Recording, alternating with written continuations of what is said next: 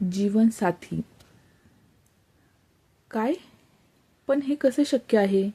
राधिका आणि माझ्यासमोर खूप मोठा प्रश्न निर्माण झाला होता. राधिका ही माझ्या अत्यंत जवळच्या मित्राची गर्लफ्रेंड होती. माझा मित्र राहुल त्याने तिला प्रपोज करायचंही ठरवलं होतं.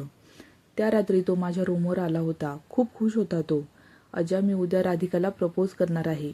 उद्या तिचा वाढदिवस आहे. ती जर उद्या तुला भेटली तर ह्याबद्दल तिला काही सांगू नकोस. सरप्राईज आहे तिच्यासाठी. मी हे ऐकून खुश होण्याचा प्रयत्न करत होतो, पण हेही सत्य होतं की मी राधिकावर आणि राधिकासुद्धा माझ्यावर प्रेम करायला लागली होती. त्या रात्री माझ्या डोळ्यासमोर आमच्या जुन्या आठवणी येऊ लागल्या. मी आणि राहुल चड्डी बड्डी होतो. मला आठवतंय, लहानपणी तर मी जितका माझ्या घरी राहिलो नसेल तितका राहुलच्या घरी राहत होतो. कधी कधी तर लोक आम्हाला सख्खी भावंडच म्हणायचे. हळूहळू दिवस कसे निघून गेले कळालंच नाही. योगायोग बघा, आमच्या दोघांचंही सिलेक्शन एकाच मेडिकल कॉलेजमध्ये झालं. तिकडे मात्र आम्हाला सोबत राहायला मिळालं नाही, पण आमचा धिंगाणा सुरूच असायचा. बघता बघता आम्ही मेडिकलच्या शेवटच्या वर्षात आलो आणि तिकडेच आम्हाला भेटली राधिका. राधिका आमची ज्युनियर होती, नुकतीच पहिल्या वर्षात आली होती. मला आजही तो दिवस आठवतो जेव्हा माझी नजर तिच्यावर पडली होती. नेहमीप्रमाणे मी आणि राहुल लेक्चरसाठी लेट झालो होतो. आम्ही दोघं लेक्चर हॉलमध्ये जाणार इतक्यात माझी नजर एका गोंधळलेल्या, थोड्याशा घाबरलेल्या मुलीवर पडली. दिसायला सुंदर, लांब केस, घारे डोळे आणि लाल कलरचा तिचा पंजाबी ड्रेस. जणू काही अप्सराच माझ्या डोळ्यासमोर होती. राहुल आत चालला गेला, पण मी मात्र तिच्या दिशेने जायला निघालो. हाय, मे आय हेल्प यू? तिने लगेच माझ्याकडे बघितले आणि विचारलं, फर्स्ट इयर क्लासरूम कुठे आहे? माझा आज पहिलाच दिवस आहे आणि बघ ना किती उशीर झाला. मी तिला रस्ता दाखवला आणि ती लगेच त्या दिशेने चालत गेली. मी तिच्याकडे बघतच उभा होतो. इतक्यात लक्षात आलं की मी तिचं नाव देखील विचारलं नाही. एक्सक्यूज मी करत मी तिच्या मागे गेलो, पण ती क्लासमध्ये निघून गेली. अनेक दिवस अशीच निघून गेली. ती मुलगी मला दिसायची, पण ती सतत तिच्या मैत्रिणींसोबत असायची. तिकडे जाऊन तिच्याशी बोलायची हिंमत कधी झाली नाही. आणि हळूहळू आम्ही देखील परीक्षेच्या तयारीला लागलो. परीक्षा संपल्यानंतर आमच्या कॉलेजमध्ये वार्षिक स्नेहसंमेलनाचा कार्यक्रम होता. मी उत्सुक होतो की ती मुलगी मला पुन्हा दिसेल. मी सुद्धा त्या कार्यक्रमात भाग घेतला होता. मला कविता लेखन आणि वाचनाची आवड होती. माझा परफॉर्मन्स झाला आणि मी बॅक स्टेजला पोहोचलो. मी बघितलं की ती मुलगी पण तिकडेच उभी होती. तिचा डान्स परफॉर्मन्स होता. मी तिच्याजवळ जातच होतो की राहुलने मला हाक मारली. अजा, काय सॉलिड परफॉर्मन्स होता रे तुझा. आणि हो, मी तुला सांगितलं होतं ना त्या मुलीबद्दल, हीच ती, मीट माय गर्लफ्रेंड राधिका. राहुलने तिच्या खांद्यावर हात ठेवला होता. हे बघून आणि ऐकून मला काय बोलावं हे कळतच नव्हतं. तेवढ्यात राधिका बोलली, अरे, आपण तर पहिल्याच दिवशी भेटलो होतो ना. सॉरी हा, त्या दिवशी मी तुला काही न बोलताच तिकडून निघून गेले. उशीर झाला होता ना. By the way, thanks. एवढं बोलून ती स्टेजवर चालली गेली. मी तिकडे स्तब्ध होऊन उभा होतो, कारण राधिका मला आवडायला लागली होती, पण आता ती राहुलची गर्लफ्रेंड होती. राहुलने त्या रात्री मला सविस्तर सगळं सांगितलं की त्याची आणि राधिकाची भेट कशी झाली. मी आणि राधिका खूप चांगले मित्र झालो होतो. मी त्या दोघांसाठी खूप खुश होतो. अजूनही मनात राधिकाविषयी भावना होत्या, पण त्यानंतर मी त्या कधीच समोर येऊ दिल्या नाहीत. सगळं काही व्यवस्थित सुरू होतं. आम्ही तिघं मिळून खूप धमाल मस्ती करायचो. हळूहळू राधिका आणि माझ्या गप्पा वाढत गेल्या. तिच्या आवडीनिवडी सगळं काही ती मला सांगायला लागली. तिला पण कविता, लिखाण आणि वाचनाची सवय होती. खूप साधी होती ती. त्या उलट राहुल होता. म्हणतात ना, अपोजिट अट्रॅक्ट. त्यांच्या बाबतीत तर हे फारच टोकाचं होतं. राहुलला हिपहॉप म्युझिक आणि डिस्कोची आवड होती, तर राधिकाला लाईट म्युझिक आणि शांत ठिकाणं आवडायचं. राहुलला रोड साईड फूड कधीच आवडलं नाही आणि राधिकाची भूक त्याशिवाय भागायची नाही. त्यांच्या ह्या विपरीत स्वभावामुळे त्यांचं अनेकदा भांडण देखील झालं होतं, पण मी मध्यस्थी करून ते सोडवायचो. मला आजही ती रात्र आठवते. राहुल, मी आणि राधिका न्यू इयर पार्टीला गेलो होतो. खरं तर राधिकाची इच्छा नव्हती तिकडे जायची, पण राहुलने तिला कसं बसं मनवलं पार्टीसाठी. तिकडे गेल्यानंतर राहुल डान्स फ्लोअरवर जाऊन नाचायला लागला. त्याने राधिकाला पण सांगितले जॉईन करायला, पण ती नाही म्हणाली. मी राहुलसोबत जाऊन नाचायला लागलो. राधिका बार काउंटरकडे बसून होती, आम्हाला बघत होती. राहुल आणि मी नाचण्यात मग्न झालो होतो. इतक्यात माझी नजर बार काउंटरवर गेली. तिकडे एक मुलगा राधिकाचा हात ओढून तिला डान्स फ्लोअरजवळ घेऊन जात होता. मी लगेच तिकडे धाव घेतली आणि राधिकाला स्वतःजवळ ओढून घेतलं. मी त्या मुलाकडे रागाने बघितलं आणि तो तिकडून निघून गेला. त्या दिवशी पहिल्यांदा राधिका आणि मी इतक्या जवळ होतो एकमेकांच्या. मला जाणवत होतं की ती खूप घाबरली आहे. मी तिला माझ्यापासून लांब केलं आणि पाणी दिलं प्यायला. इतक्यात राहुल पण तिकडे आला आणि त्याने राधिकाला मिठीत घेतले. सॉरी राधिका, माझं लक्षच गेलं नाही तुझ्याकडे. चल आपण जाऊया इथून. थँक्यू अजय, राधिका माझ्याकडे बघून बोलली. आम्ही तिघं तिकडून निघून गेलो. त्या रात्री मात्र मी जे अनुभवलं ते मी शब्दात सांगू शकत नाही. बहुतेक मी राधिकावर प्रेम करायला लागलो होतो. माझ्या मनाची घालमेल झाली होती खूप. मी राधिकावर प्रेम नाही करू शकत. प्रेम आणि मैत्रीत मी मैत्री निवडतो. मी राहुलला धोका नाही देऊ शकत. मी विचारच करत बसलो होतो की इतक्यात राहुल तिकडे आला. आजा, चल रे जरा माझ्यासोबत. उद्या व्हॅलेंटाईन डे आहे. मला राधिकासाठी काही चांगली वस्तू घ्यायची आहे. अरे, तू जा ना एकटाच. तुला माहीत असेल तिला काय जास्त आवडतं ते. मी राहुलला बोललो. माझी त्याच्यासोबत जायची इच्छा नव्हती. अरे आजा, काय भाव खातोस रे तू? तुला माहीत आहे ना माझं डोकं ह्याबाबत जास्त चालत नाही. चल रे, उठ. नाईलाजाने मला त्याच्यासोबत जायला लागलं. आम्ही खूप फिरलो, पण काही सापडलं नाही. तेव्हाच माझी नजर एका सीडी शॉपवर पडली. मी राहुलला तिकडे घेऊन गेलो. अरे, सीडी देऊ का मी तिला? वेडा आहेस का तू? राहुल चिडला होता माझ्यावर. तिला आवडेल, हेच दे तिला. कसा बसा राहुल तयार झाला. दुसऱ्या दिवशी संध्याकाळी राधिकाचा मेसेज आला. Thank you for the CD. ते पाहून मी अवाक झालो. त्या दिवशी मी ठरवलं की मी त्या दोघांपासून लांब राहीन. माझ्या मनातल्या तिच्याविषयी ज्या भावना आहेत त्या समोर कधीच आणणार नाही. दिवस असेच निघून जात होते. आमच्या परीक्षा देखील जवळ आल्या होत्या. राहुल आणि राधिकाचं व्यवस्थित सुरू होतं. मी आता त्यांच्यासोबत जास्त राहत नव्हतो. राहुल खूप ओरडायचा माझ्यावर. मी राधिकासोबत पण बोलायचं कमी केलं होतं. ती जेव्हा माझ्याजवळ बोलायला यायची तेव्हा मी काहीतरी कारण सांगून तिकडून निघून जायचो. त्रास होत होता मला खूप तिला असं बघून, पण यातच आम्हा तिघांचं सुख होतं. एका रात्री मी आणि राहुल बोलत बसलो होतो. अजा, राधिकासारखी मुलगी मिळायला नशीब लागतं रे. मला माहीत आहे काही गोष्टी मला लवकर कळत नाहीत, पण याचा अर्थ असा नाही की मला तिची काळजी नाही. ती मला खूप आवडते आणि मी तिच्यावर खूप प्रेम करतो. इतकं बोलून राहुल माझ्याकडे बघायला लागला.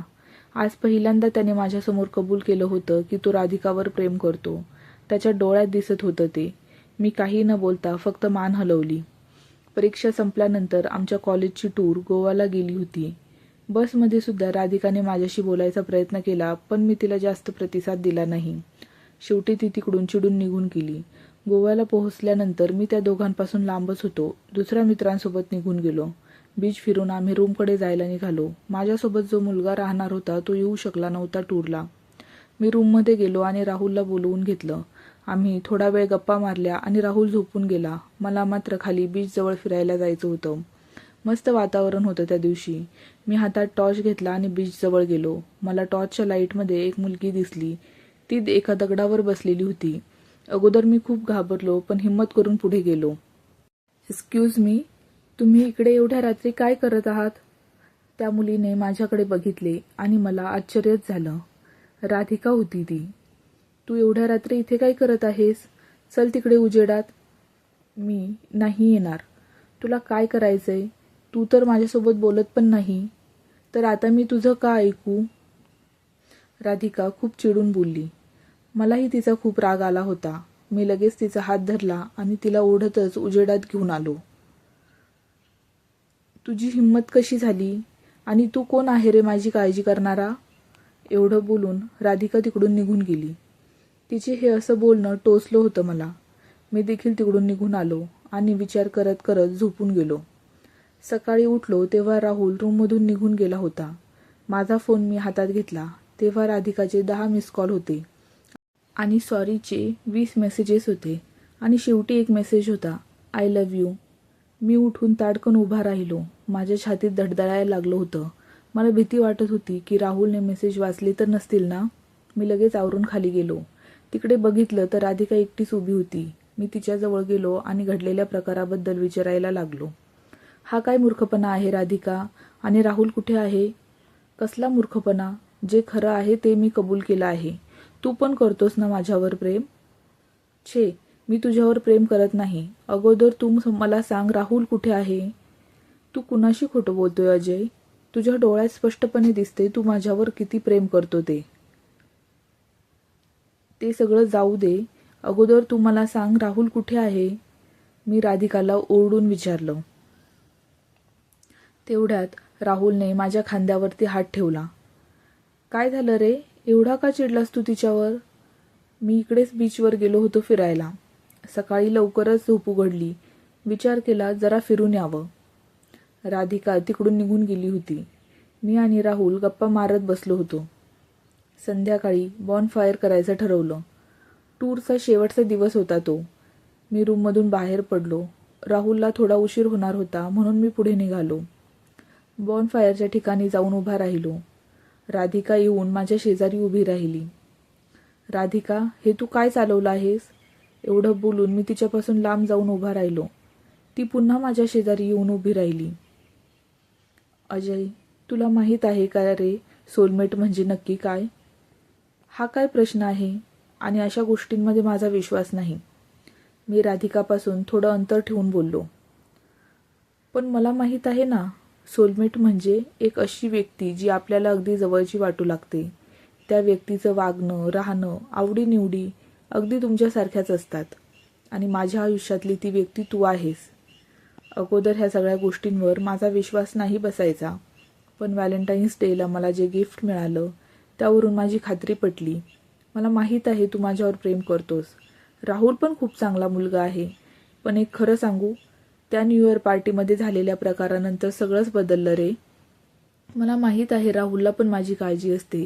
पण मी जेव्हा तुझ्यासोबत असते तेव्हा तो अनुभव खूपच वेगळा असतो. हे तू काय बोलत आहेस? मला अजिबात कळत नाहीये. आणि ते गिफ्ट राहुलची पसंत होती. कुणाशी खोटं बोलतोय अजय? त्या सीडीमध्ये सगळे लाईट म्युझिक सॉंग्स आहेत आणि राहुलला तर ते सॉंग्स अजिबात आवडत नाहीत. आणि मला आठवल्याप्रमाणे मी त्याला कधीच सांगितलं नव्हतं याबद्दल. तूच होतास ज्याला हे माहीत होतं.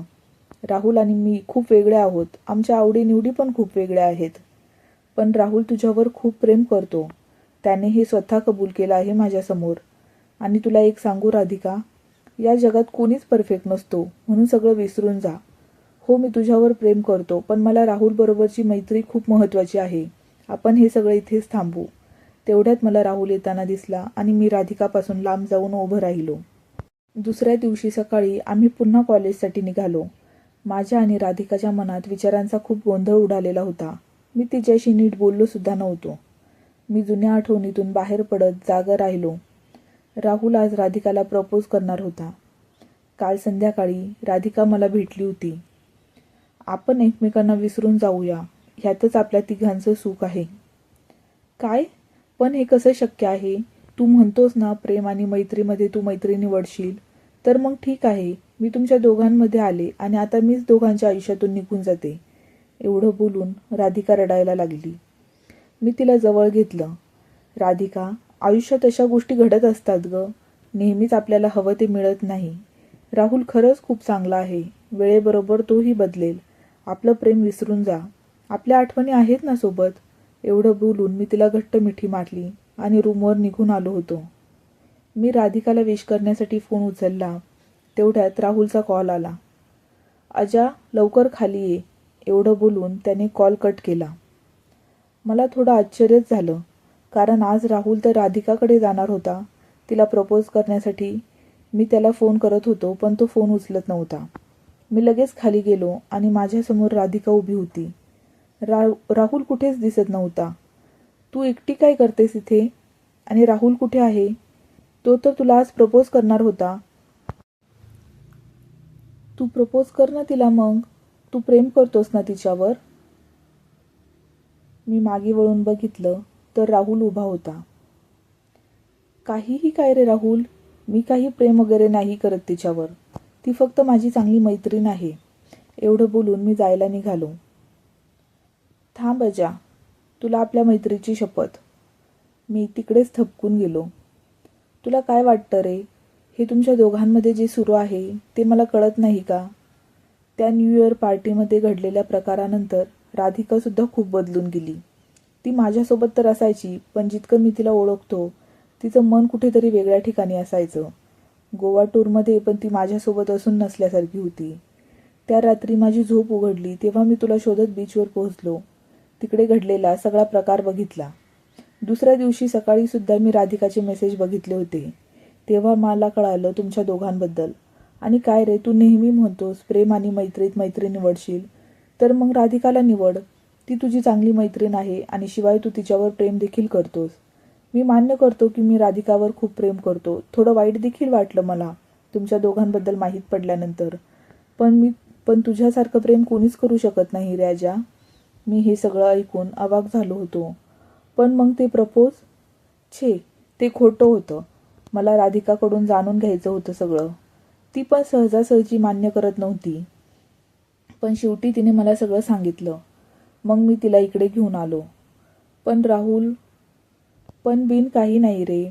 आठवतंय मी तुला बोललो होतो, राधिकासारखी मुलगी मिळायला नशीब लागतं. तिला जाऊ देऊ नकोस. मी तुमच्यासाठी खूप खुश आहे. एवढं बोलून राहुल तिकडून निघून गेला. मी आणि राधिका एकमेकांसमोर उभी होतो. आमच्या डोळ्यात आनंदाश्रू होते. मी लगेच तिला मिठी मारली. त्या क्षणी मला जाणवलं की राधिकाशिवाय माझ्या जगण्याला काही अर्थच नाही आणि तीच खऱ्या अर्थाने माझी सोलमेट आहे.